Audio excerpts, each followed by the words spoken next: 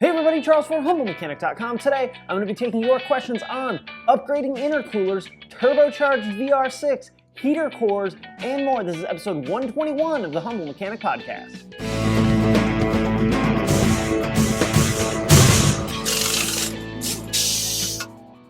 All right, to get a question on a show like this, email me, charles@humblemechanic.com, and be sure to put question for Charles in the subject line.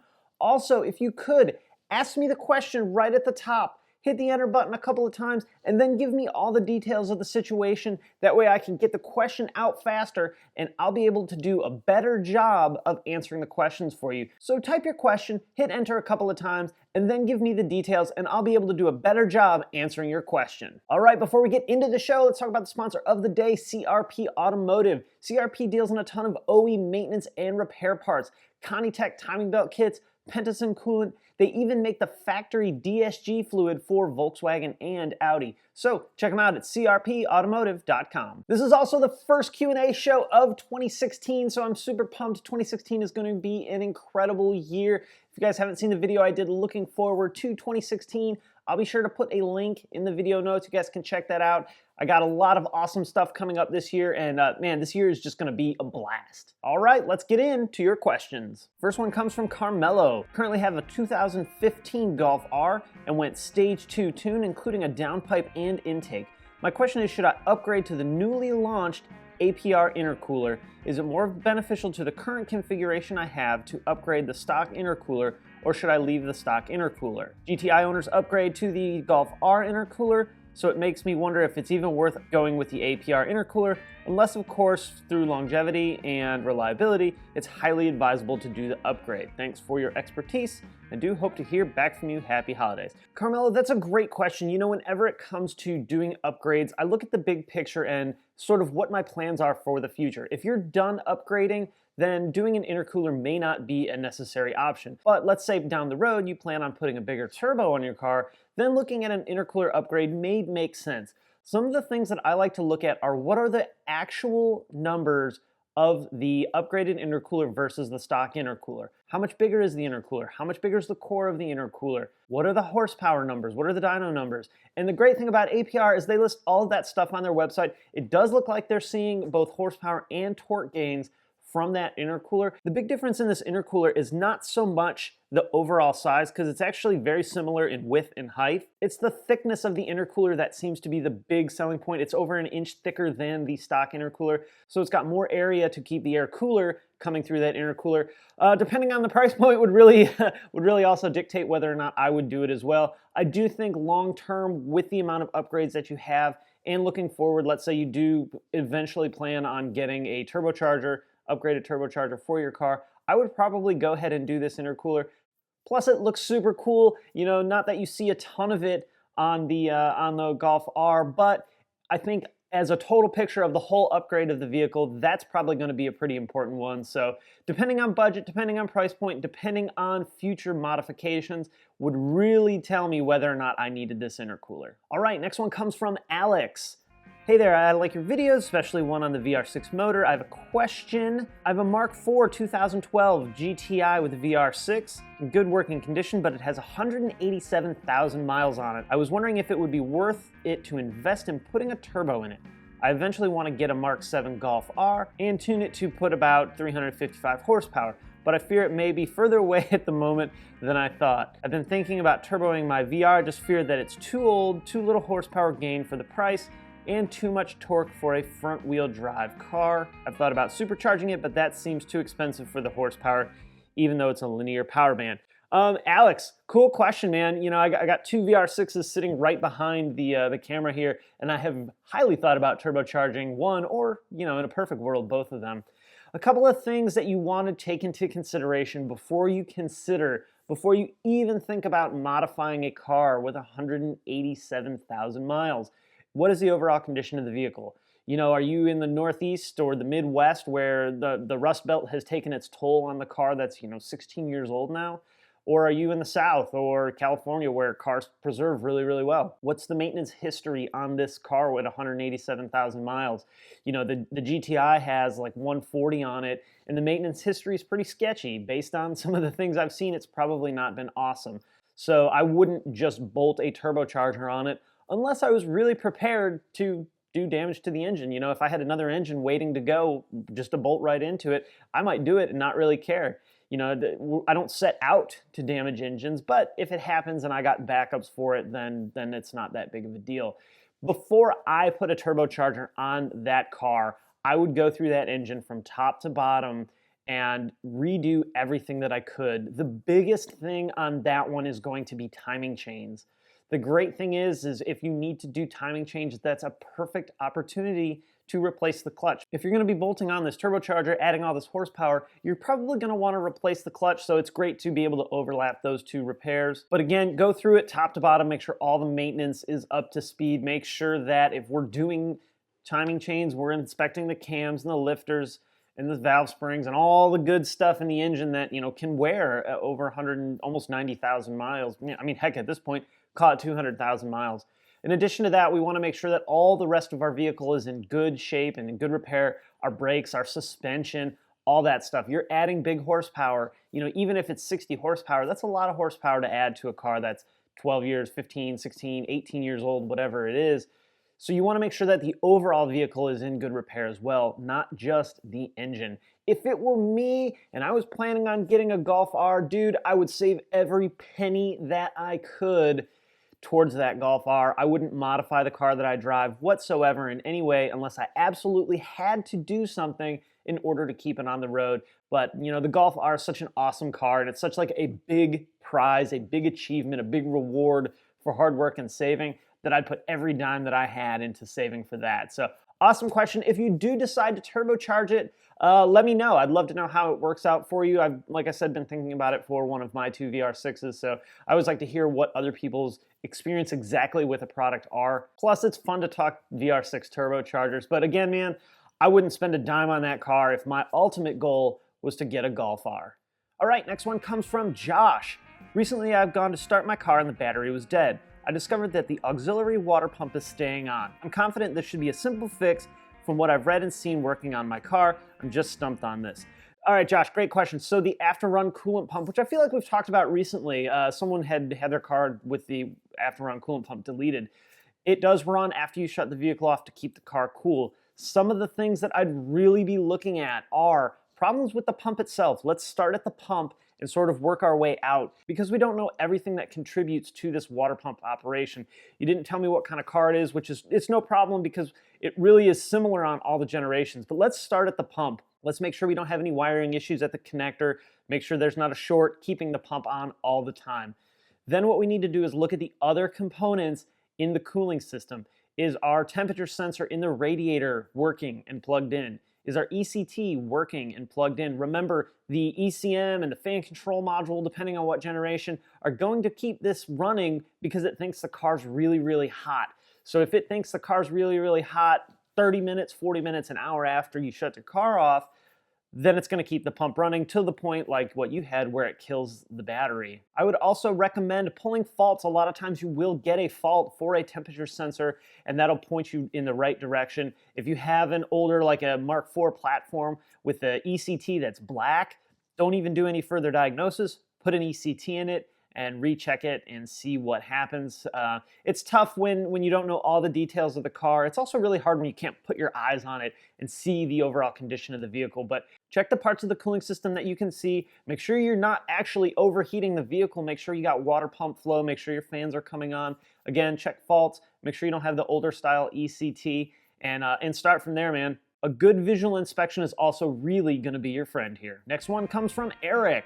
A little while ago, I watched your podcast on heater cores, and you were showing that most failures were caused by junk settling in the bottom of the core. I'm a diesel truck guy. I run coolant filters on my Power Stroke diesel. I'm wondering if you would recommend a coolant filter for my 2015 Passat and 16 GTI to keep the junk out and prevent future failure. One more question about keeping future problems at bay. With a new TSI engine and carbon buildup on the intake valves, would installing a PCV catch can help prevent buildup and reduce future service needs? Eric. All right, Eric, cool question. So you guys saw the video I did about failing heater cores, showed you all the junk that builds up at the bottom. Would a filter prevent that? Eric, for you, this actually might be a really good option because, yeah, it can prevent junk from clogging up and getting nasty in the bottom of the heater core. What we need to look at though is where's that junk coming from? What is it? You know, was it a bad run of coolant from the factory? Well, nothing you do is going to really prevent that then. But filters can help. The thing is I wouldn't tell the average Volkswagen owner, Ford owner, any vehicle owner to do that to their car. The reason for you, Eric, I think it's an okay thing, is because you're gonna pay attention to it. You're gonna know how to install it. You're gonna know that it needs maintenance. For the average driver, they don't need an extra maintenance to worry about. But because you're a diesel tech, I would say, you know, try it. Try it on your Passat. They're a lot more prone to this issue than the GTIs are. I mean, your GTI is a 16 anyway. We haven't had enough miles on the road of the 16 GTIs to really say, you know, what kind of problems they're going to have. Is this coolant thing going to be an issue? But, you know, give it a shot. Give it a shot. You know, the diesel guys do it all the time, like you have it on your Power Stroke. So give it a shot and see how it does. The thing is we may never know, is that the thing that prevented the buildup, or did you have good coolant all along, or was there never an issue on your car to begin with? But, you know, if you can spend an hour of your day and $50 to never have to worry about it, I think for the right person, that's a great idea. As far as installing the catch can to prevent carbon buildup, from what I've heard from a lot of people, it doesn't prevent it. It does reduce it a little bit. You know, the newest gen haven't been quite as bad as the older gen, but again, we haven't seen a lot of them with really high mileage to say Volkswagen has fixed this issue with carbon buildup or not. So, you know, they're expensive. They're like $400 or $500 for the really nice ones. That's almost the price of an intake cleaning. If you plan on keeping the car, you know, long term, it's probably worth it. If we were keeping the Tiguan, I would definitely put one on there for no other reason, just to see if it did anything in the space of keeping carbon buildup off the backs of the valves. So the short answer to the PCV thing is I don't know 100% for sure. I have not witnessed the difference of, you know, similar conditions, similar fuel, one car with a catch can and one car without, to say 100% yes, this will work. So I'm a little hesitant to say, yes, put it on. It'll definitely solve your carbon issues. Again, I have seen people where they say it works. Some people say it doesn't. It does add one extra step in the maintenance, but again, for you, not a problem. For the average driver, a lot of people have enough trouble keeping up with the basic maintenance of a vehicle anyway. We don't need to start adding and adding more things onto it. All right, next one comes from Keita. Do the new Mark 7 GTIs have a revised version of the 2-liter TSI engine? I recently viewed your top 5 failures video of the TSI and I'm worried about potential reliability issues down the road. I'm considering purchasing a new hatch, the GTI, the Ford ST, Festiva ST, or WRX, and I'm currently weighing my options. Great question. So the video that I did about top 5 failures of the TSI engine is the CCTA and the CBFA engine codes.